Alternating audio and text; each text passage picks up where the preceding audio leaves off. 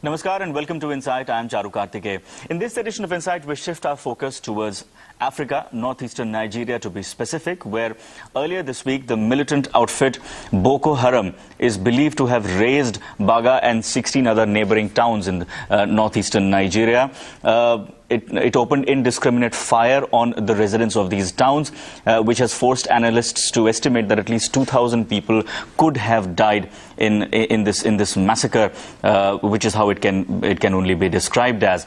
In this edition of Insight, we'll be taking a look at this militant outfit called Boko Haram, what kind of atrocities it has been perpetrating in Africa since 2009 especially, and what is the challenge that it poses to the security apparatus in Nigeria, in the rest of the countries in Africa, and is there an international effort that has been initiated to counter the challenge that Boko Haram poses? So all of those questions in this edition of Insight. And joining me in the studio is a distinguished panel of experts. Ruchita Berry, Senior Research Associate and Head of Africa Center at the Institute of Defense and Studies and Analysis. Dr. Sriram Cholia, Professor and Dean, Jindal School of International Affairs. Kallol Bhattacharjee, Special Correspondent with The Week magazine. Kallol, welcome to Insight. But Sriram, as far as this immediate act of terror is concerned, one thing that most people are still trying to understand is that, targeting government buildings is one thing. Targeting schools and other educational institutions that promote Western education is one thing.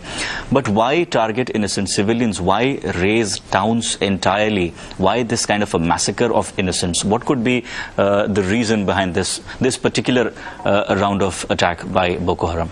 Actually, barbaric actions against civilians are tied to, social psychological phenomena like deformed masculinity.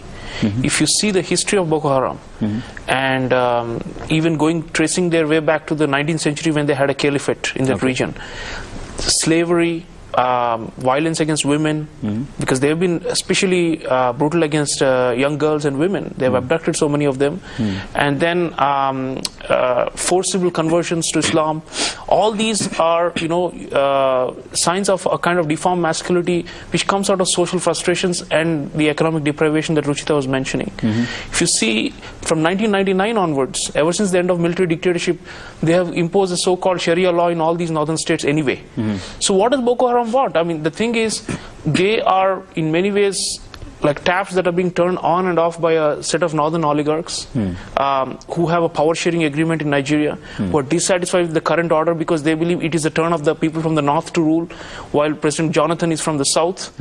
And if you see, there is a direct correspondence between the rise of Boko Haram and these barbaric actions and this deformed masculinity that's been created, where the society is disempowered, there's extreme economic frustration, high level of inequality, but Sharia is imposed. So what do you get out of that mixture? Very, very, very rudimentary and fundamentalist interpretations of what Islamic society should be, in the backdrop of economic deprivation. So out of these cults from universities and from madrasas, these northern oligarchic politicians could mobilize young people. And now they've become Frankenstein. They're too big even for these so-called Northern Elders Forum and all of them to control now. But the point is, this is part of a larger power struggle and a state that is, wobbling despite being Africa's most populous country. It's like almost 180 million people. That's like 15% of the whole of Africa is just resides in Nigeria, right? So from that kind of backdrop, you have a large state which is resource rich but where the people are poor, and on top of it there is this manipulation of religion by these so-called northern oligarchs who are in a big tussle for control over the resources of the state. This is the kind of backdrop out of which you get this barbarism, where young men are frustrated, have nothing to do, and they're being told, if you're man enough, you must go and kill, you must go and abduct, you must go and enslave, because that's what our caliphate and the forefathers were doing. So this is the kind of poisonous milieu out of which you are seeing this extreme degrading and inhuman behavior. Sriram, your take on the shortcomings of this international force? I think it's an overly militarized approach. That's also a problem. In fact, the credible reports of the Nigerian military and neighboring militaries actually going into towns and shooting people at random in large numbers. There's a major human rights abuse issue as well, which generates new cycles of revenge and retaliation from Boko Haram. So the indiscriminate, there's talk about piles of corpses being just taken out in trucks and all shot by the military. So I think there's a lack of a civilian approach to this, partly because Jonathan is ruling and he's from the south, and they don't have the kind of penetration of society in the north, which has been tightly controlled by these so-called northern oligarchs and elders.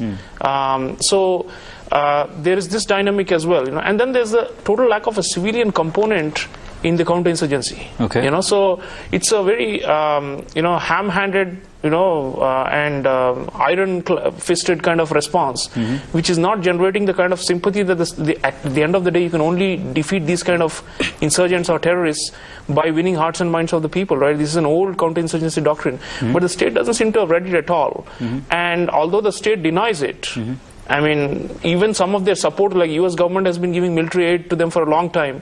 Even they think that the Nigerian military is going overboard in terms of excesses. So I think, it's a very unsophisticated way of doing counterinsurgency and controlling them. They don't have grassroots support. That's a big flaw. Now, I'd like to add also, the society has been disempowered through oligarchic control. So what we need more social movements. We saw a bit of it when we saw the Bring Back Our Girls movement. It became a fad internationally through Twitter, but it came from the grassroots, mothers and fathers and brothers saying enough is enough, right? So we need to empower these, and that is how you can actually push back against this fundamentalist strain. And Muslims from Hausa, Fulani, these ethnic groups from which the Boko Haram comes, they themselves have raised their voices, but they're not getting adequate support from their own elites, from the state structure. So only when we empower the social movements can you defeat the ideology at the level of the mind, right? I mean, how much can the weapons and the heavy artillery do the job? Sriram, so your take on the India Connect with this situation? I think we have not been very visible in our efforts with rescuing those kidnapped girls in Chibok in the north. And actually, we don't get bang for the buck in terms of our public diplomacy. The Indian ambassador there recently called after seeing a column newspaper column where I said we are not doing much. He's saying we are doing a lot, but the point is not visible. And in today's information age, I mean, the Chinese are like trumpeting the fact that they are giving aerial reconnaissance helicopters and all these to comb the forest to look for these girls and to crush Boko Haram. To what? I mean, obviously there's some propaganda value in what the Americans and the Chinese do because they are major powers and they want to get mileage out of it. We say we are, we do it in a more cautious and behind the scenes approach. We don't say things out. The point is, at the end of the day, in international public opinion, what India does matters for our great power aspirations. We want a permanent seat on the UNSC, and we also want to be behind the scenes. So I think there's a contradiction there. Our public diplomacy is also understaffed. We don't have the kind of message that goes out saying we are doing something worthwhile for the security of Africa. And one of our panelists did mention that we are not visible in peacemaking or peace building efforts on the ground. Most of our assistance is technical assistance and aid and for livelihoods and those kind of things. We do safer kind of developmental stuff. But here the issue is not just the developmental stuff. The onus is on the Nigerian state, right? The foreign aid should be more come in form of security assistance, especially for security sector reform. If there is a way, for example, we can share our experience of Punjab. How did the terrorism in Punjab subside? It is when the people turned against the Khalistan movement. How did that happen? We have so many experienced people in our system who can actually advise Nigerian state about how to win back the will of the trust of the society. These are the kind of things we should be doing, something more innovative than just saying, we have aid and we are buying oil. That's fine. But for that to sustain, we have to do something much more than what we are rightly. So for those who believe that, Islam cannot survive unless they have a hardline Islamist state, this is another destination to go to. So potentially, but the difference is ISIS is far more sophisticated in online propaganda and all that. Boko Haram is very, very, rudimentary and basic, and because, as Ruchita said, they come from pastoral background, they don't have that high-tech, worldwide machinery. But they can link up, especially through Mali and Libya. So there is always a chance. And transnational terror, I mean, at the end of the day, we are living in the era of transnational terror, and cannot rule out, people's movement. Anyway, it's a multinational group now, because if you look at the nation-state system, you know, they are also fighting across the border in Cameroon and so on. So I think it's a global phenomenon. It's something for us to be concerned, and for us to be, you know, looking for novel and as well as time-tested means for countering this.